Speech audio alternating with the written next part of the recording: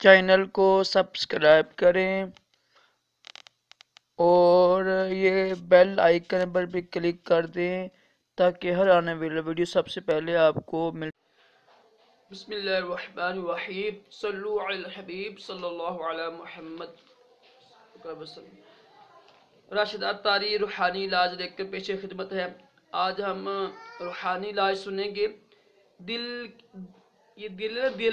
کی تکلیف ہو، دل میں گھبراہٹ ہو تو یہ روحانی علاج کریں، انشاءاللہ عز و جل دل کی تکلیف فوراً دور ہو جائے گی۔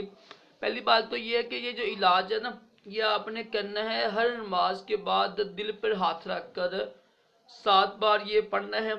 اس کے علاوہ جن لوگوں کو یہ دل کی تکلیف نہیں ہے، دل کا مسئلہ نہیں ہے، دل کی گھبراہٹ نہیں ہے، وہ بھی انشاءاللہ یہ عمل کریں، ہر نماز کے بعد کیا کریں 7 بار، تو انشاءاللہ عز و جل وہ دل کی بیماریوں سے محفوظ رہیں گے۔ دل کے امراض کے لیے، ہارٹ اٹیک کے لیے یہ بہت اچھی دعا ہے، میں لکھی ہوئی ہے، میں نے 7 بار پڑھنا ہے۔ اول آخر دروشی پڑھنا ہے، یا اللہ قوینی وقلبی، مثلا یا اللہ پاک میرے دل کو قوت دے، ترجمہ اس کا یہی ہوگا نا، یا اللہ قوینی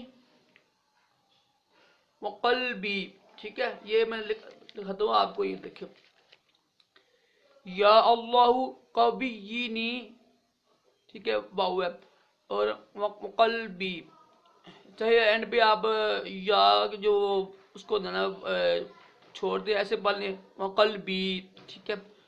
تو یہ دیکھیں، یہ روحانی علاج ہے۔